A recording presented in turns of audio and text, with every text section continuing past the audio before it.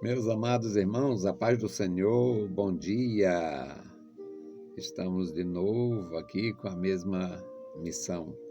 Trazer uma palavra que é sempre muito bom. A gente começar o dia lendo a palavra de Deus, aprendendo um pouquinho mais, associando a nossa vida com a vida de alguns dos ministros de Deus, dos irmãos, dos servos do Senhor de outrora. É sempre muito bom. Então vamos meditar na palavra do Senhor, Atos 9, 23 até 29.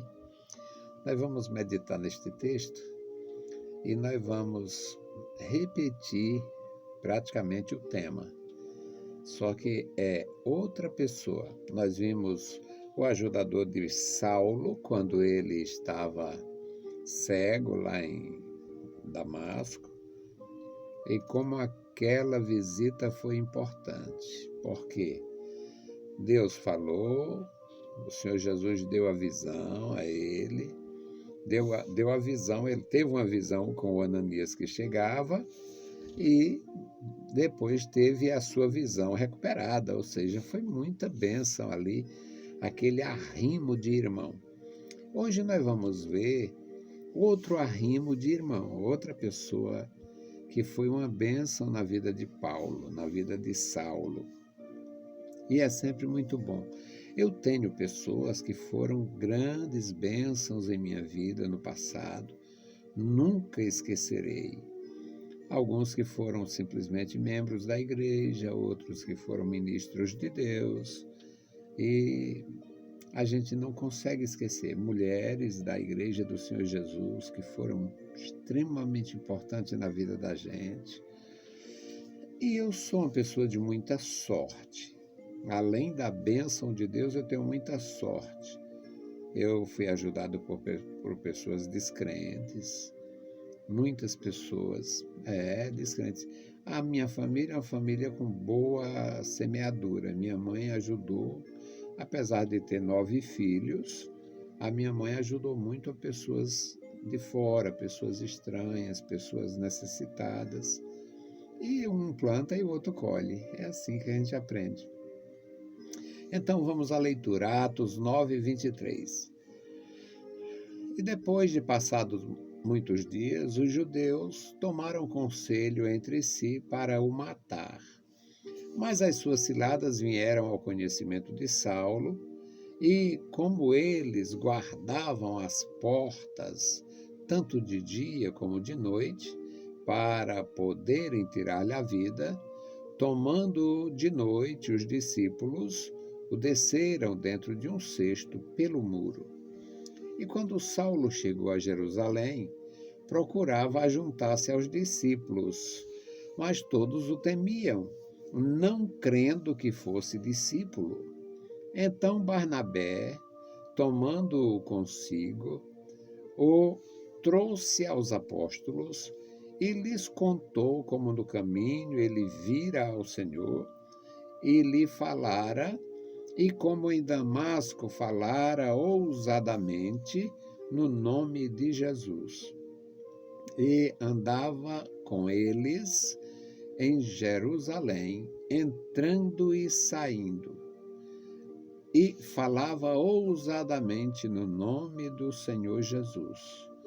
Falava e disputava também contra os gregos, mas eles procuravam matá-lo. A história da semeadura. Eu falei há pouco em relação à semeadura da minha própria família, minha mãe. Eu confessar uma coisa aqui que eu nunca falei, meus filhos nunca ouviram, minha esposa também não, porque eu não gosto de comentar coisas do passado, algumas coisas tristes. A nossa família era sacrificada, não tinha essas coisas todas. Eu tinha uma irmã mais velha do que eu, mas estudava fora. Na nossa região não tinha o nível que ela tinha. Ela estudou lá, eu acho que até a quinta, a sexta série, era uma coisa assim, e ela foi estudar noutra cidade. Ficou na casa de uma tia da gente, na outra cidade, e lá ela estudava. E a minha mãe, como tinha mais filhos homens do que mulheres, os homens trabalhavam, e eu era um que trabalhava muito em casa. Trabalhava, ajudava a minha mãe na plantação, no jardim que ela tinha. Ela tinha um jardim muito bonito na cidade e também criou um no campo, só por o da cidade era para efeito da religiosidade dela. E o do campo era só pelo costume de ter, além de ter muita plantação, muita fruteira e tal. E a gente trabalhava muito. Aí aparece um rapaz lá, ele devia ter, ele era mais velho do que eu com 12, 13 anos, e ele devia ter 15, 16, não sei. E ele ficou praticamente morando. Na verdade, ele morou conosco um período e tudo, e eu tinha ciúmes. Eu tinha ciúme, porque ele era uma pessoa muito carente. Eu não conheço, não me lembro da história dele, não sei se ele contava. Eu só sei que a minha família ajudou, a minha mãe, o meu padrasto, todo mundo ajudava muito aquele cara, aquele rapaz, e eu ficava, mas aqui a gente tem tanta dificuldade, além de tudo, minha tarefa ajudando em casa, ajudando a minha mãe, enquanto ele não fazia nada em casa, porque já ele ajudava o meu padrasto na plantação e no roçado. Bom, então, um pouquinho de ciúme, mas mesmo assim era uma semente boa que a minha mãe plantava e depois eu colhi. O Saulo, ele plantou uma semente muito ruim. Ele era religioso, ele era radical, ele era extremoso, aquele zelo extremado, e ele queria, se ele pudesse, ele teria destruído realmente a igreja de Jesus, que eles chamavam de seita, eu chamava a igreja, os discípulos em si se referiam à obra de Deus como o caminho, com base no que Jesus ensinou, eu sou o caminho. Mas eles chamavam era a seita do Nazareno. A seita do Nazareno é aquela coisa lá e tal. Bom, e o Saulo, ele quis acabar com aquilo, só não acabou porque não era para acabar mesmo, não dava para acabar. Mas ele prendeu pessoas, ele obrigou as pessoas a blasfemarem, ele fez muita maldade. Quando ele se converte, naquele episódio que Jesus aparece a ele no caminho de Damasco, ele se converte, fica lá daquela forma traumática que foi, 3 dias cego, sem comer, sem beber, sem dormir, 3 dias de infelicidade completa, com certeza. Apesar de ele ter ouvido a voz de Jesus, ele não sabia, Jesus não disse para ele, daqui a pouco você vê, não. Ele podia imaginar que ia ficar cego pro resto da vida. A verdade é que ele estava sofrendo muito, ele sofreu muito. Mas o arrimo chegou, o Ananias foi lá, orou, irmão Saulo, Jesus que te apareceu, mandou que eu viesse, e você vai voltar a ver e tudo. Foi uma maravilha. E ele ficou em Damasco. A diferença é que lá em Damasco ele ia com carta das autoridades de Jerusalém para prender quem ele encontrasse. E agora, convertido, ele foi pregando que Jesus era o Cristo, pregando lá em Damasco. E os judeus, tomando conhecimento disto, então queriam matá-lo. Aqui, 9:23, diz que passados muitos dias depois daquela experiência traumática e que ele voltou à visão, teve a sua visão recuperada, os judeus tomaram conselho entre si para acabar com a vida dele, para matar ele. Atos 9:23. E a cilada foi descoberta, os discípulos, os cristãos que moravam ali em Damasco, ajudaram ele na fuga. Desceram ele pelo cesto lá na cidade e ele se livrou descendo ali pelo muro de Damasco. O versículo 25.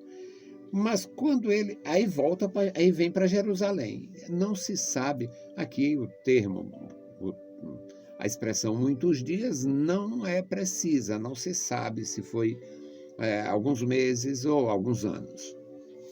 Então, quando ele chega em Jerusalém, o versículo 26 diz que quando Saulo chegou a Jerusalém, procurava procurava juntar-se aos discípulos, mas ninguém queria.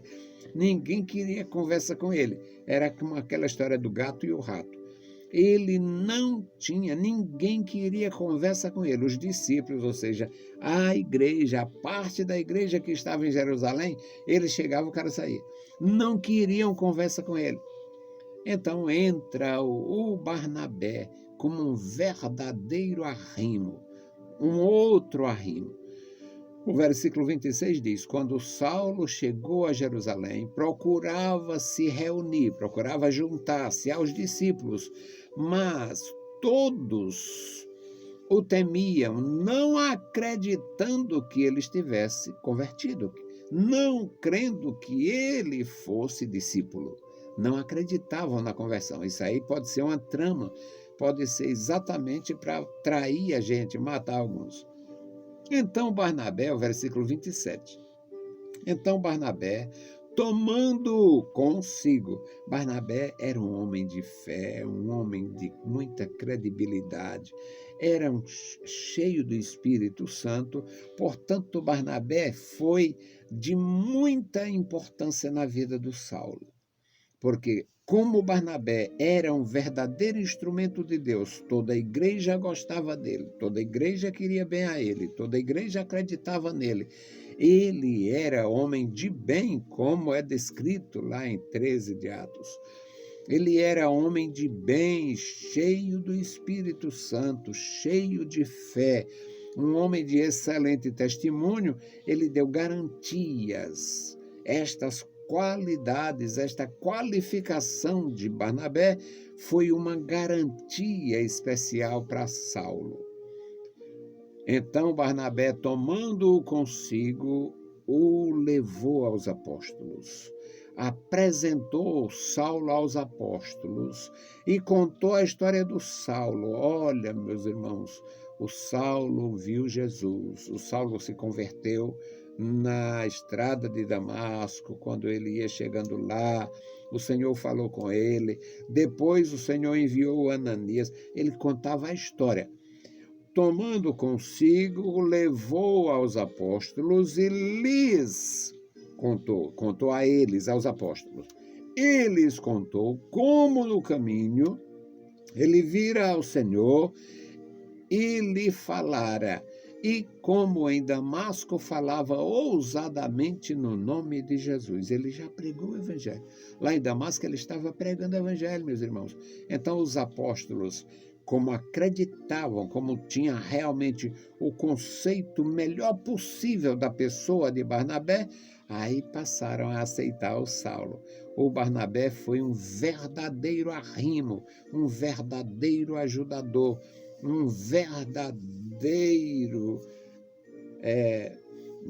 fiador de Paulo na igreja em Jerusalém. O versículo 29, no versículo 28 diz: e andava com eles em Jerusalém, entrando e saindo. Então, terminou, acabou, passou. Qualquer receio, qualquer sobroço, qualquer desconfiança foi banida.